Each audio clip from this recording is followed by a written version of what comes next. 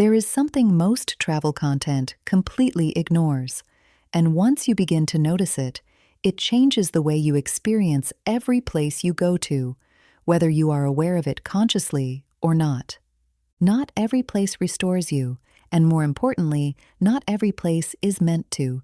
Some cities are designed for stimulation, for movement, for intensity, for constant input and interaction, and they can feel exciting, impressive, even inspiring for a certain amount of time.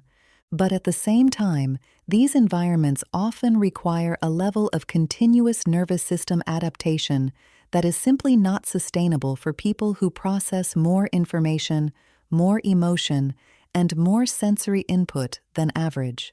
And if you have a sensitive or easily overstimulated nervous system, especially if you have ADHD or a high level of pattern recognition and environmental awareness, then you are not just visiting a place when you travel.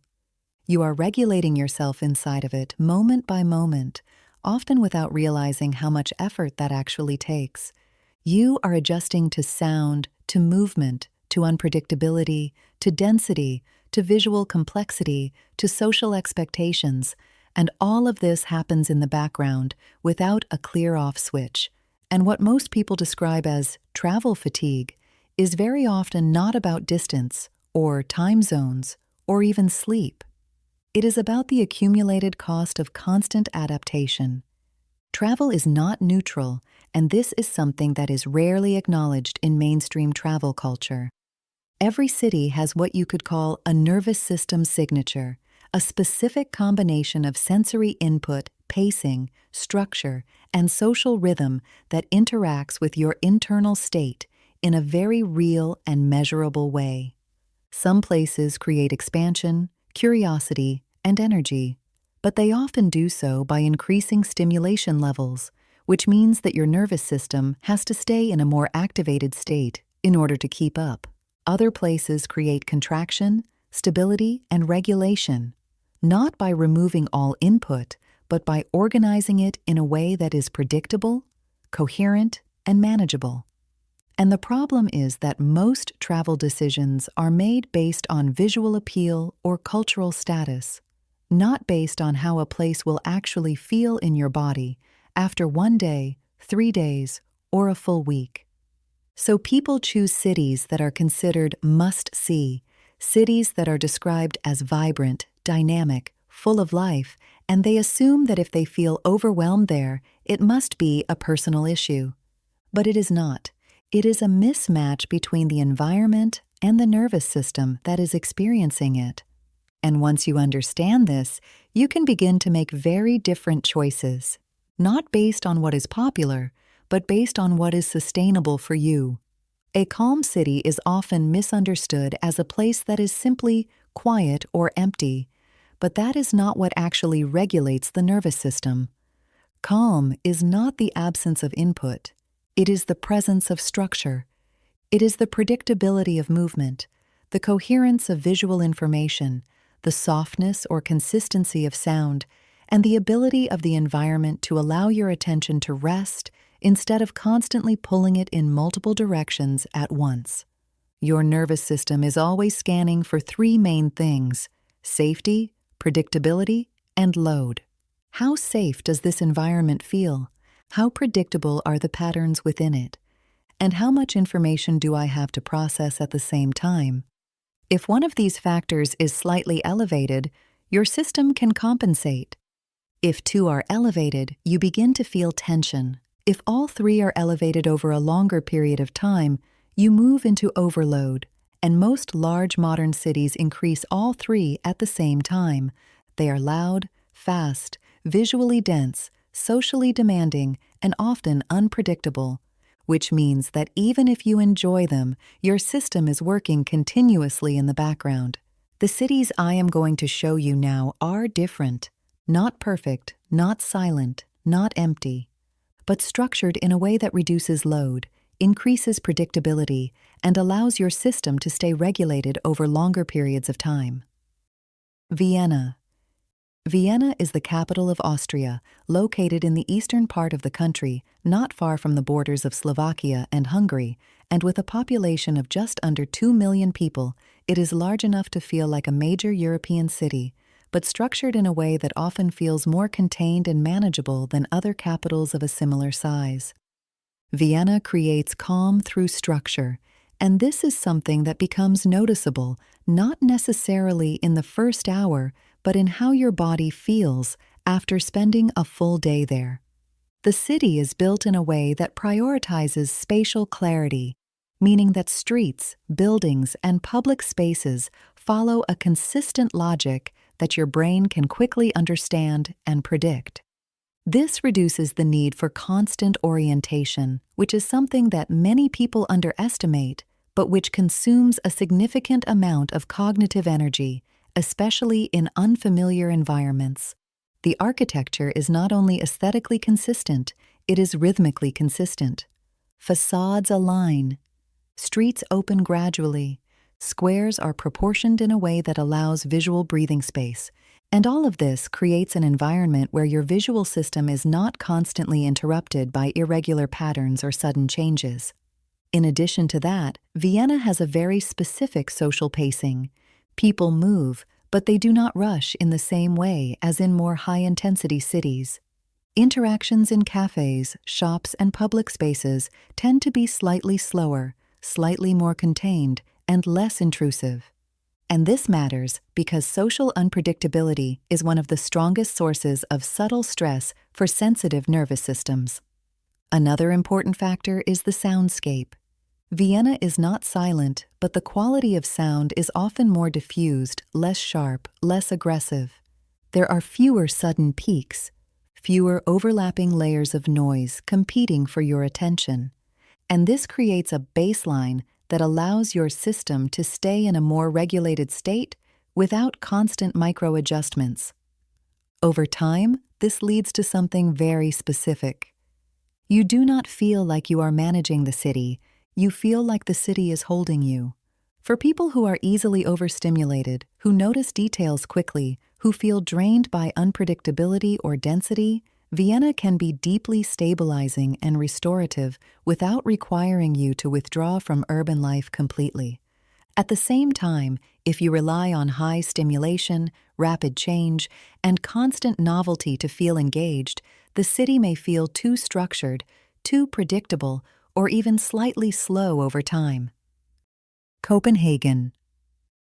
Copenhagen is the capital of Denmark, located in northern Europe along the coast and spread across several islands, with a metropolitan population of around 1 to 2 million people. Yet it rarely feels dense or overwhelming in the way many cities of that size do.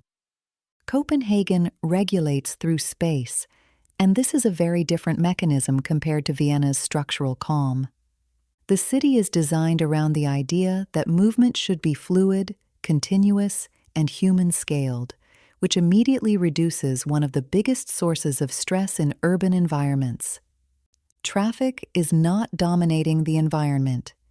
Instead, bicycles, walking paths, and open waterfronts create a sense of flow that allows your body to move without constant stopping, reacting, or adjusting.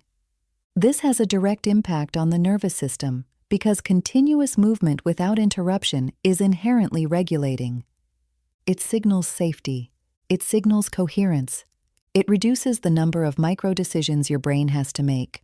Visually, Copenhagen is also significantly less dense than many other European capitals.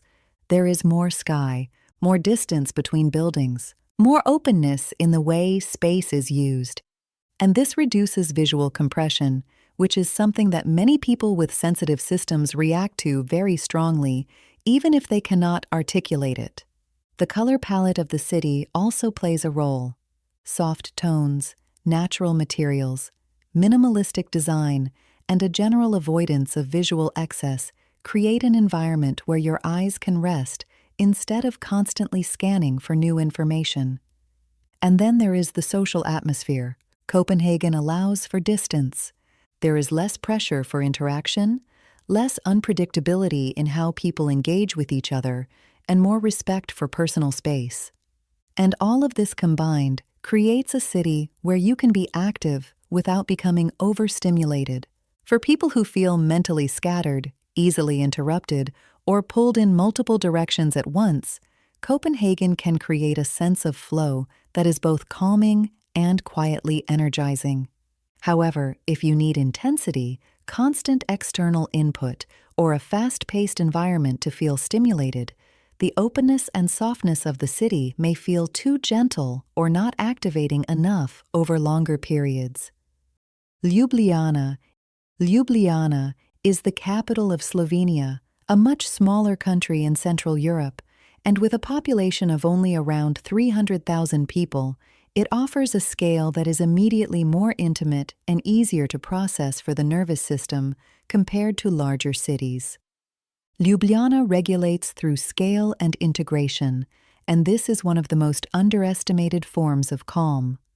The city is not large, which immediately reduces complexity, but more importantly, it is coherent in how its elements are connected. The car-free center removes a major source of background stress, not only in terms of noise, but also in terms of perceived danger and unpredictability. When you walk through Ljubljana, your nervous system does not have to constantly scan for fast-moving objects, sudden changes, or potential collisions. This creates a baseline of safety that allows deeper regulation. The presence of the river is another key element. Water has a naturally regulating effect because it provides continuous, predictable movement that your brain can synchronize with. But in Ljubljana, the river is not isolated. It is integrated into daily life. You walk alongside it, you sit next to it, you cross it multiple times, and this repeated exposure reinforces a sense of calm that builds over time. Green spaces are easily accessible and not separated from the city, which means that transitions between urban and natural environments are smooth rather than abrupt. And smooth transitions are significantly less taxing for the nervous system than sudden changes. The pacing of the city is also important. There is movement, but it is not urgent. There is activity, but it is not overwhelming. And this creates a rhythm that allows you to stay connected to yourself while engaging with your surroundings. For people who feel overwhelmed in large-scale environments, who need coherence, manageability, and a sense of gentle containment, Ljubljana can feel deeply regulating and surprisingly restorative. At the same time, for those who seek constant novelty, large urban energy, or high stimulation, the city may feel too small or not dynamic enough over time. Lucerne. Lucerne is a small city in central Switzerland, located directly at the edge of Lake Lucerne and surrounded by mountains, with a population of around 80,000 people, which makes it significantly smaller and more manageable than most cities, while still offering a complete and fully functioning urban environment. Lucerne regulates through a very unique combination of natural openness and structural containment, and this creates a nervous system experience that is often immediately noticeable, even within the first few hours of being there. When you arrive, one of the first things you may become aware of is the presence of the lake. Your visual field expands. There is distance. There is space for your eyes to rest without constantly encountering new information, and this alone begins to reduce a certain kind of internal pressure that often builds in more visually dense environments. At the same time, the mountains surrounding the city create a sense of containment. You are not exposed to an endless, undefined space. You are held within a clearly structured landscape. And this balance between openness and containment is one of the most regulating conditions for the nervous system because it provides both freedom and stability at the same time. As you move through the city, you may notice that the pace is different. People walk, but they do not rush. There is activity, but it unfolds more slowly. The transitions between spaces are smooth. There are no abrupt shifts that force your system to constantly readjust. If you walk across the old wooden bridges or along the waterfront, your attention may begin to settle in a way that feels almost physical. Your breathing slows slightly. Your thoughts become less fragmented, not because you are trying to relax, but because the environment is not demanding constant processing. Now compare this to a dense urban environment where your visual field is constantly filled, where noise levels fluctuate unpredictably, and where your attention is continuously pulled outward. In those environments, your system has to stay active. In Lucerne, it can begin to release. This makes the city particularly supportive for people who feel visually overwhelmed, mentally overloaded, or internally compressed by larger and more intense environments. For people who need space but do not want isolation, structure but not rigidity, calm but not emptiness. At the same time, if you rely on strong stimulation, constant novelty, or a fast-paced urban environment to feel engaged, Lucerne may feel too slow, too contained, or not activating enough over time. It does not push you, it allows you to settle. Annecy. Annecy is a small city in southeastern France, located in the Alps near the Swiss border, with a population of around 130,000 people, and it is built around a lake that immediately defines the atmosphere and spatial experience of the entire place. Annecy regulates through natural balance, and this is something that becomes apparent almost immediately upon arrival. The combination of lake and mountains creates a very specific spatial dynamic that many nervous systems respond to positively. The lake provides openness, expansion, and visual rest. Your eyes can look into the distance. There is less visual clutter, less compression, and this alone can create a noticeable sense of relief. At the same time, the surrounding mountains provide containment and structure. They define the space without enclosing it too tightly. And this balance between openness and containment is one of the most regulating environmental conditions for the nervous system. The movement within the city is also different. There is activity, but it unfolds more slowly. There is less urgency, less pressure to move quickly or efficiently, and this allows your internal rhythm to settle. The soundscape is softer, influenced by water, distance, and a general reduction in aggressive noise, and the presence of nature is not separate from the city. It is integrated into it, which means that regulation is not something you have to seek out. It is something that is continuously available. For people who feel visually overwhelmed, mentally overloaded, or compressed by dense environments, Annecy can create a strong sense of release and spaciousness. At the same time, if you depend on high stimulation, constant activity, or urban intensity, it may feel too slow, too quiet, or too spacious over time.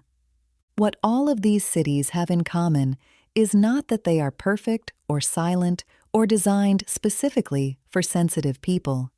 It is that they reduce the amount of unconscious work your nervous system has to do in order to function. They lower the baseline level of input. They increase predictability.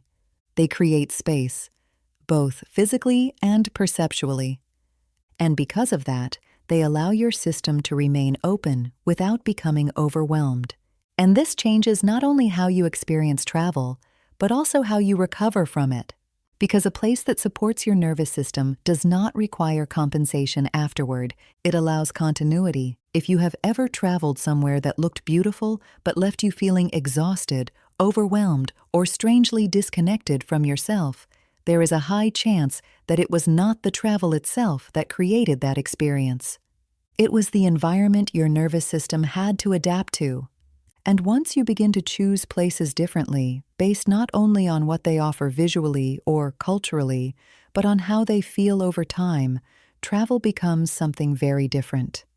Not something that drains you, but something that restores you.